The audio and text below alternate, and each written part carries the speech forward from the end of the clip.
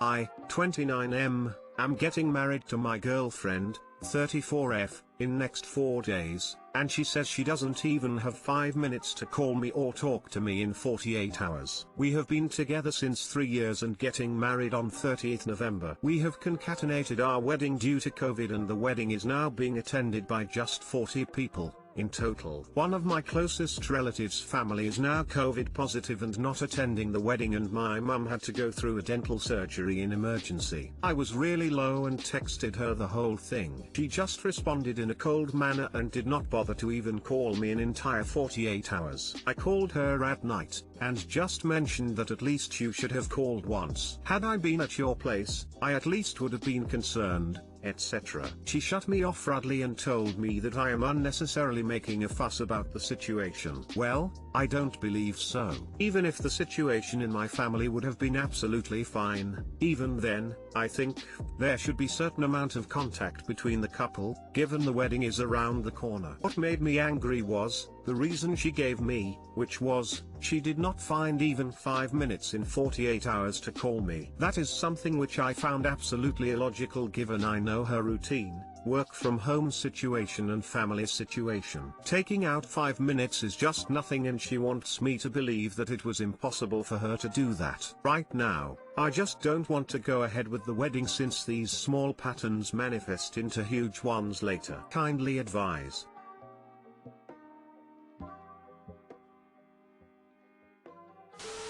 If this post is real, it's whacked. If this post is fake, it's whacked. Fuck that. All excuses. Drop her before she wasted your time. Hold off this wedding. This will give you time to figure this out. Blame it on COVID. 40 people, are you crazy? Cancel that shit. What I question is, why was she acting cold? Has she always been this way, or is she acting differently with the wedding approaching? Maybe it's cold feet and she is acting poorly, or maybe this is how she will always treat you. Either way, it is selfish to completely ignore someone you plan on marrying, and finding their need of support an inconvenience. She isn't going to even call you or ask you how you are doing. Why are you marrying this person? If you are bothered by this, listen to your gut and don't marry this person. It will be much harder to deal with this issue once you are married. Hey, thanks for your reply. He has been this way and we have discussed the same situation multiple times in the past. I was acting foolish in love and cared about her well-being, therefore I wanted to marry her, but all I know is, she doesn't care about me or my family, and just wants to get married for the sake of it. Thanks for the reply again, I will ponder over it. Girlfriend, 27F, share details about our sex life, and I, 28M, don't know how to recover my self-esteem. I saw texts from my girlfriend to her male friend discussing our sex life and asking him for tips. Here's a brief rundown. Newly into our relationship, she had a drink with her male co-worker after work. She expressed a concern that she'd never had an orgasm with her exes and didn't want that in our current relationship. He suggested we try a different position. The next day we had sex again. She suggested a different position, so we did. After that, I went to clean up while she texted him, unbeknownst to me at the time, and told him that we tried a different position but I didn't orgasm. Her co-worker replied that he will have to give me some tips. She said she'll be watching to make sure. She later told me that she asked him because she heard he was dating lots of girls lately. This has really bruised my ego and hurt my self-esteem. I feel like my partner thinks I'm bad in bed and that some other guy would be better. I already have self-esteem issues and this has not helped, and I don't know how to move on from this. She's apologized endlessly, but how do we build back trust and how do I build back self-confidence? Note before it comes up, I don't believe there is anything there for her co-worker. This girl has basically been in love with me for the past 5 years whilst we've known each other. Her friends have told me as much. I think she's worried that she would scare you away by saying you weren't satisfying her in bed. Relationships need open and honest communication from both ends. Let her know that you're open to try new things, and hopefully she'll be eager to teach you what's unique to her. You are allowed reasonable boundaries, So if her divulging your intimate details to someone makes you uncomfortable, let her know. As for the building trust, you kinda just have to take a leap of faith. I think I have more of a problem with somebody else knowing the problem before me. It's worth noting that orgasms, especially female orgasms, aren't purely mechanical. There isn't a set of movements that will guarantee an orgasm. It's just as much about making someone feel comfortable/safe with you as it is the physical stimulation.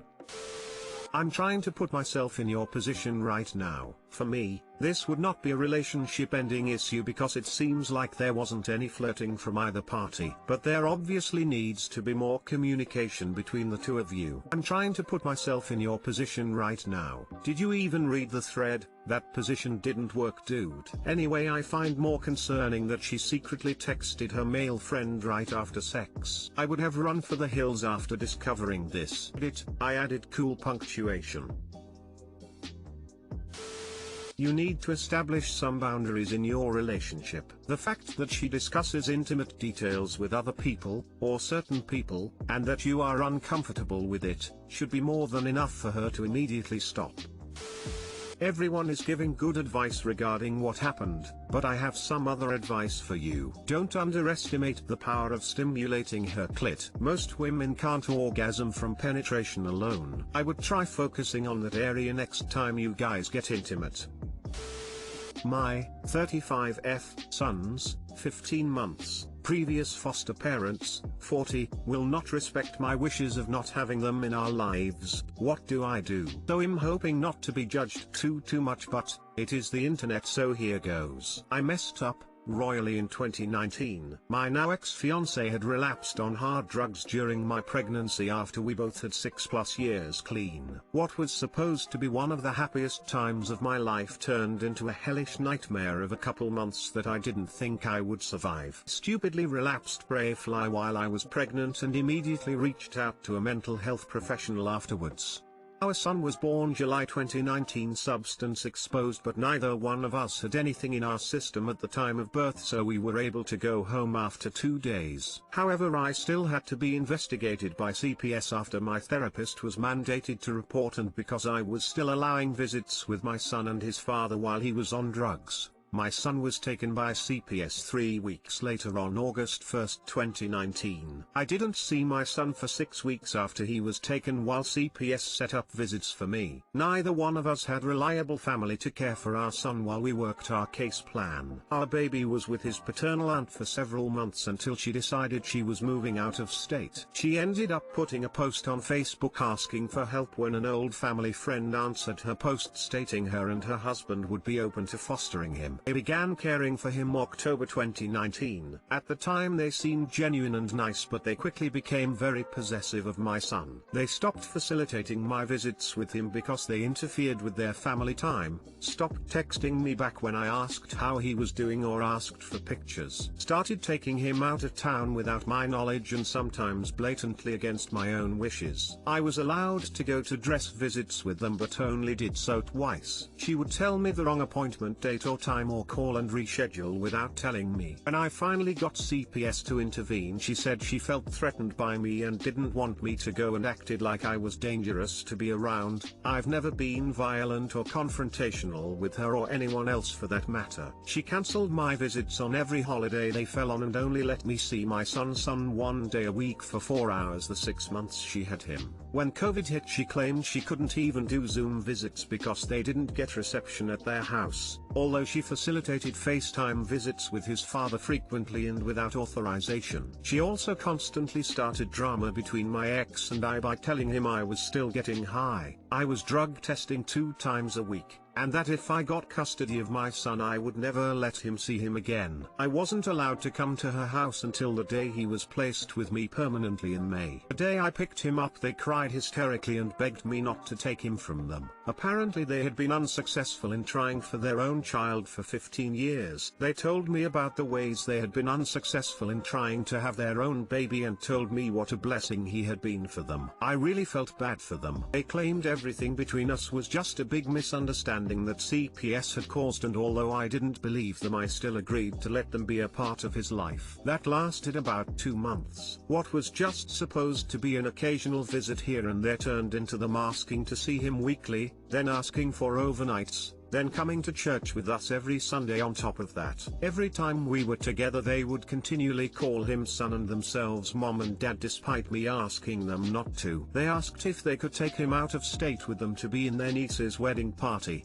because they already told her he would and made travel plans with him. And I finally decided to cut ties when she asked if her husband could be put on his birth certificate in place of my ex. I ended up telling her that our relationship had begun to make me feel uncomfortable, that I thought it would be best if they moved on with their plans of making a family without my son's involvement in it, that I wished them the best and thanked them for taking such great care of my son, and that was that. She ended up making a couple posts on Facebook about how angry she was and how she basically hopes I get him taken away again so they can be reunited, but I just blocked her and did not engage. She's texted me a couple times the last 2 months but I haven't responded. Now she is showing up to different family members' houses with various clothing items and toys for them to give to my son. I've told everyone that he has more than he needs and to not accept any more gifts, but her and her husband are relentless. I'm at a loss at what to do. Should I just continue to take the items? Should I donate them? Should I respond to her directly? I really just want to move on from that period of my life, but I don't know if anything I say will change her mind. What can I do? TLDR, previous foster mom wants to stay in my son's life an inappropriate amount and keeps pushing my boundaries on the matter despite me directly telling her not to. Get a restraining order. Send a cease and desist letter through a solicitor. They obviously think themselves as the parents and it could lead to a dangerous situation if it continues. Congratulations on getting well and having your child back. Really proud of you. I would add that even if it isn't considered legally binding, OP should have something documented with her lawyer nominating someone she feels is responsible enough to be her son's caretaker should anything happen to her. She needs to throw as much down as she can to prevent these people ever trying to take legal custody, no matter what happens.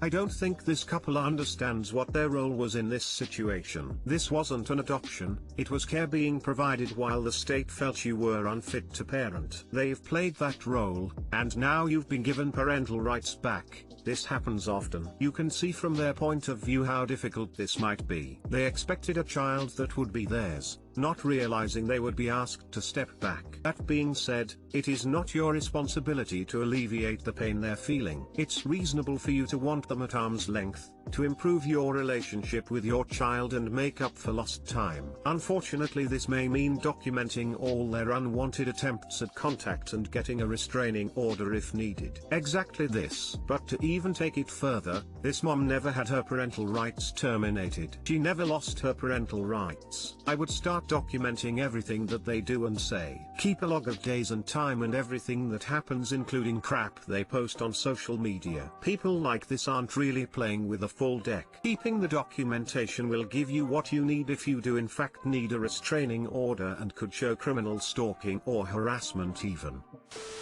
Restraining order ASAP, and if possible move. Asking for her husband to be on the birth certificate is insane, and she could absolutely try and kidnap your child. I expect that's why she wants his name on there, so when they take him they can claim that he's the father and is within his rights to do so.